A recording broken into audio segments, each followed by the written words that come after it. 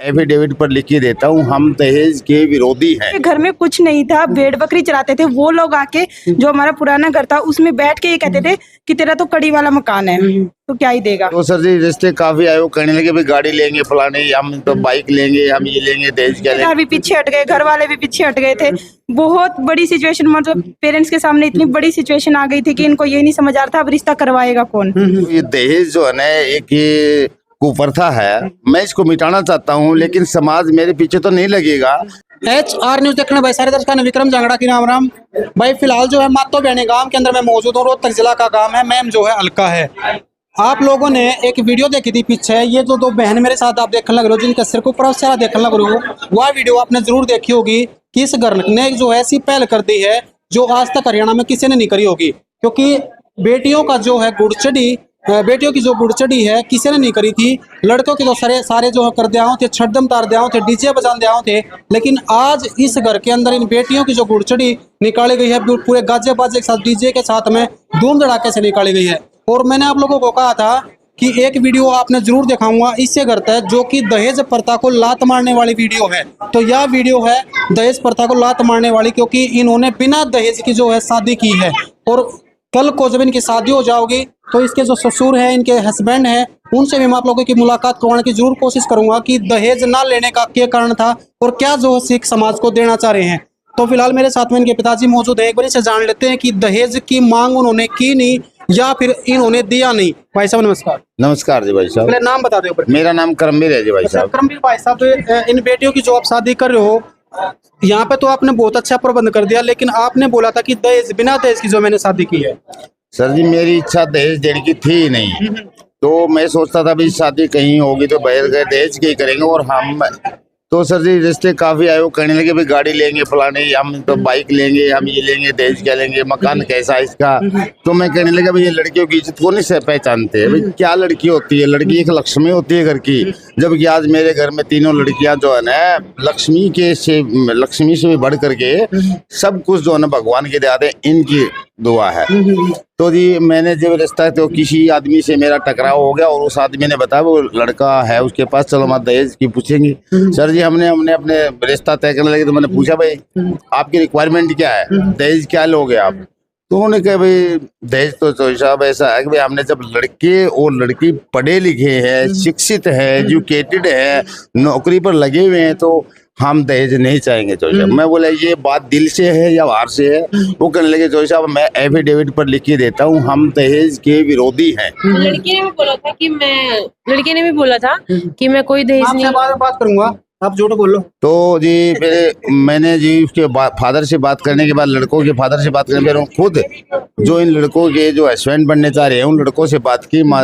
बेटे ऐसे बताओ ये दहेज जो है ना एक ये कुप्रथा है, मैं इसको मिटाना चाहता हूँ, लेकिन समाज मेरे पीछे तो नहीं लगेगा, लेकिन इससे कुछ शिक्षा तो समाज को थोड़ी बहुत तो मिलेगी कुछ। तो सर जी उन लड़कों ने कहा जी आप देखो जी दहेज हमारे लिए कोई मायने रखता, हम दोनों हम एक लड़के एक दूसरे की एजुकेटेड देखते हैं जी। भाई आपकी लड़की भी प्रोफेसर असिस्टेंट प्रोफेसर है जी, अभी ये डॉक्टर से असिस्टेंट प्रोफेसर हो चुकी है। लड़का जो है इंजीनियर से जो पोस्ट सॉफ्टवेयर इंजीनियर है जी, और जो है ना वो भी मास्टर डिग्री है जिनकी M.Tech किया हुआ है। तो सर जी मैंने अच्छा परिवार लगा। मैं बोला सर जी देखो ये बात जो है हमेशा दूर तक जो है आखिरी तक जो है ना एक ही बात ले जी, दहेज लेंगे नहीं देंगे नहीं। वो कहने लगा तो ऐसा मैं एफिडेविट पे लिख देता हूँ, हम भी विरोधी। तो सर जी एक्सेप्ट हो गया। तो इसलिए मैं चाहता हूँ भाई ये शादी जो करी है वो धूमधाम से शादी करी है और जो है ना बगैर दहेज की शादी करी है। तो मैं सभी भाइयों से निवेदन करता हूँ भाई सभी इसी प्रकार से जो है ना बगैर दहेज की शादी करेंगे ना तो मुझे बहुत अच्छा लगेगा। भाई एक दहेज देना नीचे ले जाना है लोगों को, आने वाली पीढ़ी को एक अच्छी चीज हम देके जाएंगे। हाँ आने वाली पीढ़ी को अच्छी चीज देके जाएंगे। अभी देखो दहेज देना और लेना एक बुरी प्रथा होती है। इस दहेज के लिए तो लड़की की जान भी खतरे में आ जाती है, लड़की की जान भी खतरे में, माँ बाप की जान भी खतरे में। तो इसलिए अगर हमारे के अंदर दिल के अंदर ये भर जाएगा भाई हम बगैर दहेज की शादी करेंगे, सारे इस बात का अनुसरण करेंगे, तो सोचो बच्चे की भी इज्जत और हमारी भी इज्जत। भैया मैं हाँ, बोलना आप एक मिनट। तो भाई साहब मेरे पास इतना ही शब्द बोलने के तो भाई बिल्कुल बहुत इतने शब्द थे और थोड़े शब्द नहीं थे, बहुत इतने शब्द थे। छोटी बात उन्होंने कहा छोटा मुंह बड़ी बात, तो थोड़े शब्द में बहुत नहीं बड़ी बात आप लोगों को भाई साहब ने जो है बता दी है। फिलहाल आप लोगों का काम है वीडियो को शेयर करने का।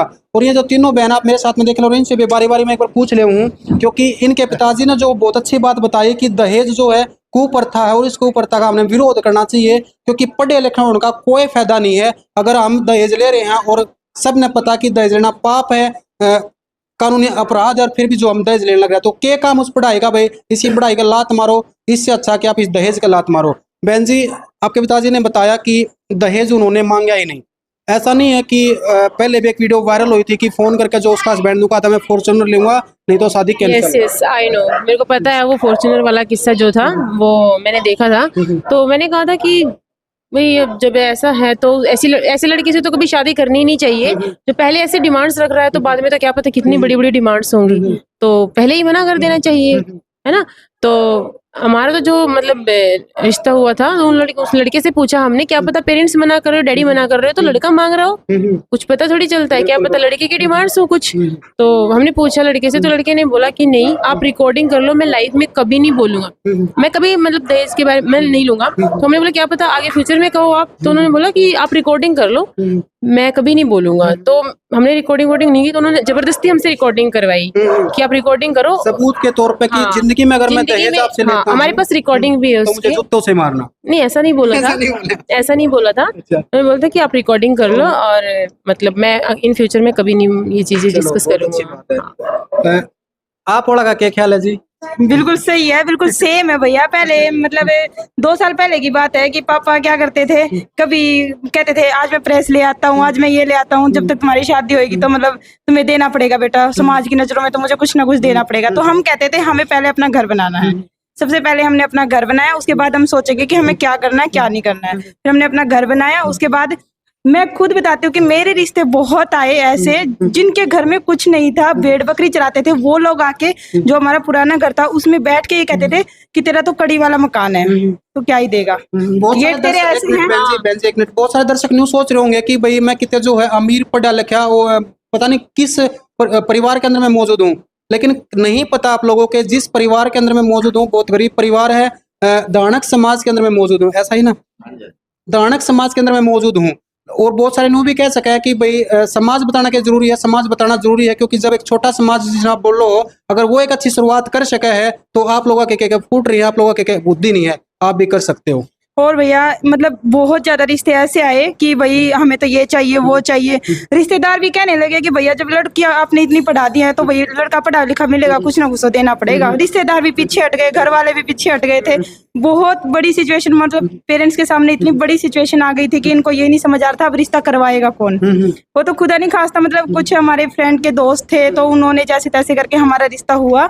और मतलब हमें इतने अच्छे मतलब इंसान मिले हैं, अभी तक हमारी बस बातचीत हुई है, जाने के बाद ही पता चलेगा वो कैसे अच्छे है कि नहीं है। लेकिन अभी तक का उनका जो एम है, उन्होंने ना हमसे कोई डिमांड की है और ना ही मतलब मेरे पापा ने भी सीधा बोल दिया मेरे पास कुछ नहीं है, उन्होंने भी बोल दिया हमें कुछ चाहिए ही नहीं।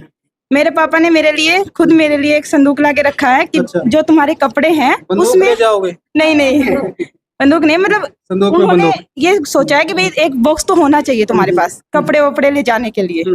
तो हमने बिल्कुल मना कर दिया था, फिर भी पापा ने मिला के हमें मतलब उसमें रख दिया चलो। कपड़े वपड़े रखने के चलो लिए। ज्यादा लंबा हो जाएगा, वैसे बहुत अच्छी चलो। आपने बातें बताई हैं। और देखो भाई इस बहन ने कहा कि वो तो जाने के बाद ही पता चलेगा कि सच में ऐसे हैं या नहीं है, लेकिन हमारी इस वर्ष कामना है कि वो फैमिली जो है ऐसी ही हो और इन बहनों की ऐसे ही जिंदगी पर इज्जत करे जिससे जो है इनको और इनके पिताजी को कभी भी जिंदगी में तकलीफ ना आए। मेरे जो होने वाले हस्बैंड है उन्होंने तो खुद बोला है मुझे ये संदूक नहीं चाहिए, मैं कैरी बैग लेके आऊंगा और उसमें लेके जाऊंगा सारा सामान। अच्छा बहन जी, कल को आपकी शादी होगी, ऐसा तो नहीं है कि आप जो अपने पिताजी के ऊपर बोझ बनो और कहीं वो दहेज की ज्यादा डिमांड करो और आप भी उनका साथ दो? नहीं, मैं तो खुद लड़के से बात करूंगी कि मुझे दहेज ना तो देना पसंद है ना लेना पसंद है।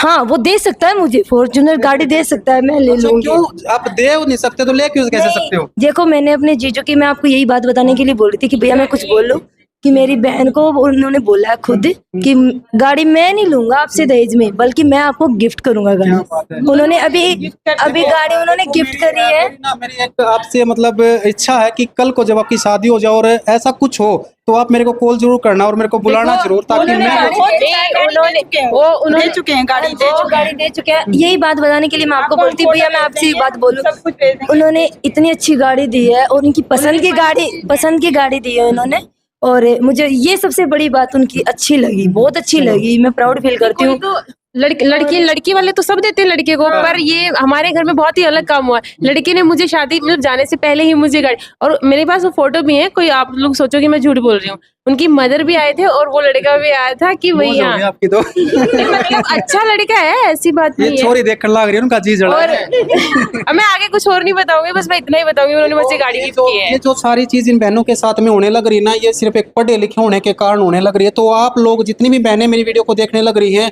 तो आप लोगों को जरूरत है पढ़ाई करने की, पढ़ाई में मन लगाने की और एक अच्छा सेटल होने की। कल को हो सकता है कल आपकी शादी हो और आपको भी ऐसी फैमिली मिले, ऐसा परिवार मिले और ऐसा जीवन साथी मिले जो पढ़ा लिखा हो और जिंदगी भर आपकी हर चीजों को समझे।